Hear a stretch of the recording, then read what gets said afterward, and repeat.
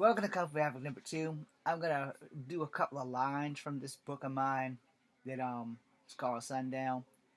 I just been trying to find like really good lines. So please ignore the background noise. Um Let me see if I can find the scene I want. I can set the scene. And if I can set the scene, you will understand why let's see. Okay, these two brothers are having a bit of a fight, so there's no. Actually, we can probably do this. All right.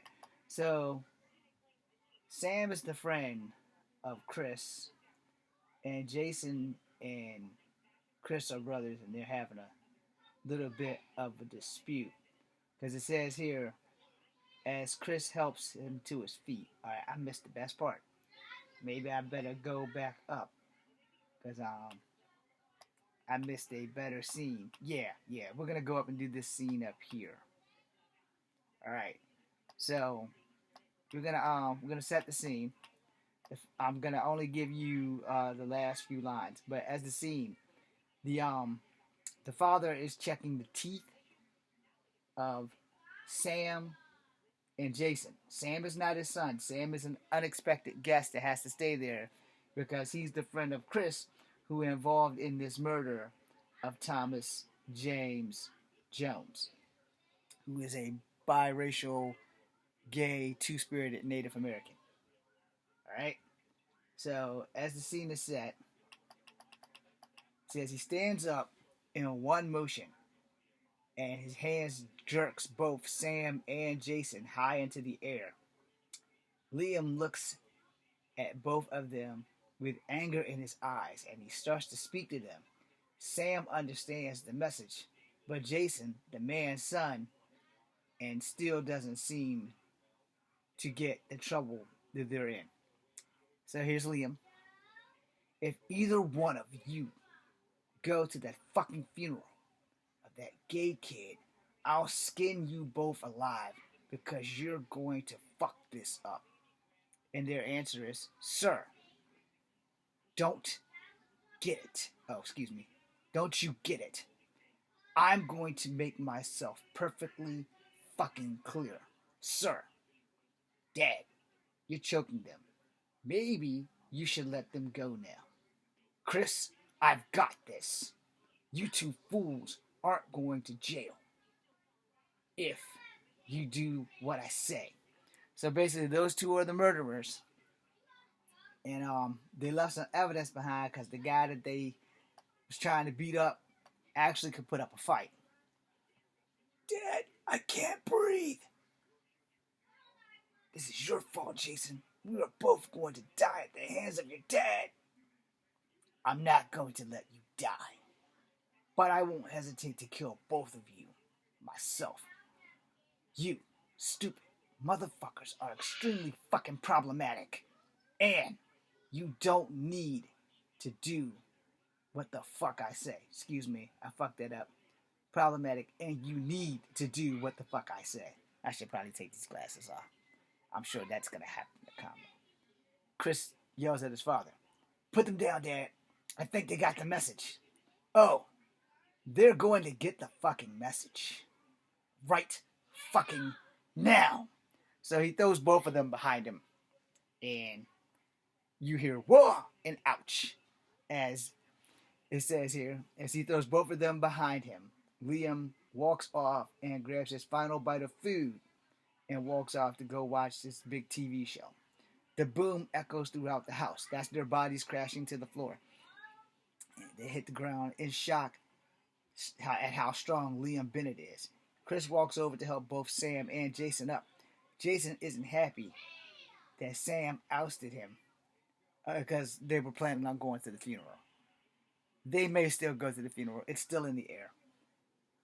As the weekend, because it's happening on a Wednesday, and in 3 days, the young victim is going to be buried. Because most of the time, it takes about a week to bury a person, and he's been dead for about a week and a half, and the investigation happened today, and all kinds of other stuff at what's happening in the story. So basically, now I'm going to explain what I just showed you guys. Let me exit out of this. Let me close this. And now let me exit out of this. Alright. So we are in the 4th chapter. Alright. And as we are in the 4th chapter, we are getting down to the wire. So it's only going to be 5 chapters. We're up to page like 400 and something, or 300 and something. We're up there. So what happened with the scene I just read? The 2 men were sitting in Jason's room, and they were discussing what their next move was. Sam doesn't want to go to the funeral because they also went to the funeral of the girl, which Jason raped and then killed, or killed and then raped, or killed while raping. I don't want to give it all to you, just enough of you so that you can get the gist of what the fuck is going on. So when this book gets published, you'll already have a heads up on why you really want to buy this book. So they were in the room discussing the plans, and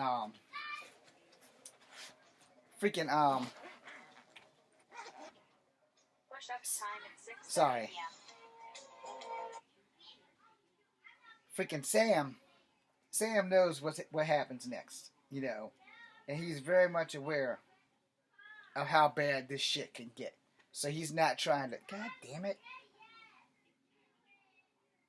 All right, set it right there.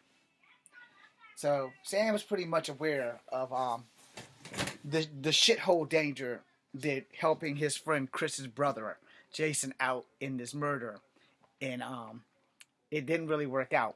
They got to fighting with the young guy, and the young guy basically beat their ass while he was wearing a dress. All right, so they also did things to his food and fucked him up, and it was just like some really fucked up ass shit. But anyway, they jumped him after his meal. All right, and so the drugs in his meal kind of affected his ability to handle himself, but he was handling himself really well.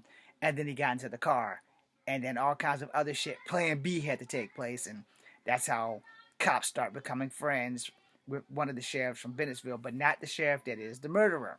All right, Bennettsville only has 2 sheriffs. All right. Anyway, so that I don't give you the whole book, I just wanted to give you that little taste.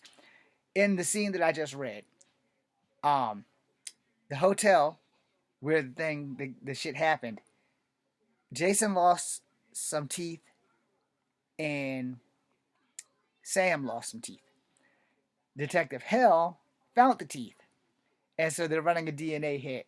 And I haven't finished writing that part, but so far, the sheriff is a murderer, and the sheriff's second son is a murderer.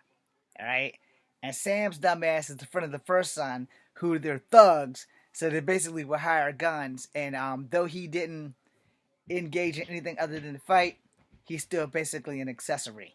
All right, so the big fight ensued, and they died. In the scene I just read, the daddy has both of them up. Get over here, so you can see. He has both of them like this, and he's talking to them, and he's swearing at them, and all kinds of other stuff. And he's a big guy, and they're not small guys, but they're not as big as the daddy. He country strong, so he flings both of them behind him. So because adrenaline's a powerful thing.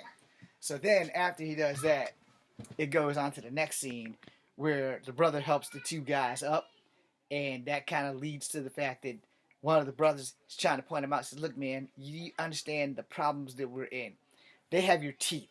That means they have your DNA. They also have your DNA from excretion of what you did to the girl. In other words, he finished inside her, but some of it leaked out, and it was on the ground. You find all this out in chapter 1. Like, the opening scene is just brutal in the beginning anyway.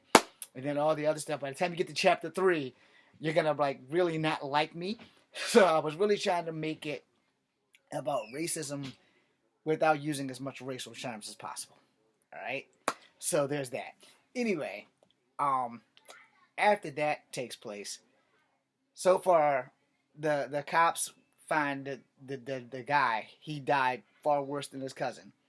And now it's kind of a joint episode where the sheriff of Bennettsville and the deputy have to help the natives because it happened in the cross line where both the native reservation jurisdiction and the Bennettsville jurisdiction come together as one. Now, the lead hero is a U.S. Marshal who's also native from the same tribe.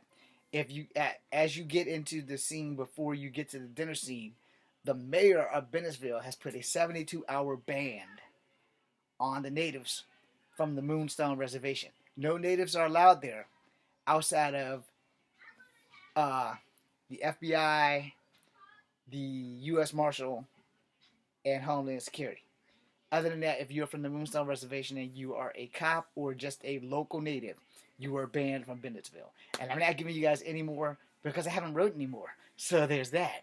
But I actually have written more. I just don't want to give the whole thing to you. I just want to give you a taste of what's going in this book. Now, my only problem is, how am I going to end this damn thing? Am I going to have them arrested, or am I going to have like a cataclysmic fight and have them unalive the sheriff and some other shit? I kind of want to have it go to court because one of the people that the sheriff thought was dead is not dead. But the other person is dead as shit because the sheriff definitely contributed to the death of the person and a grizzly bear finished it off. So there's that. Anyway, thank you guys for watching. I'm going to make one last video explaining about trying to write a book about racism without using racial slurs and how difficult it is. Thank you guys for watching.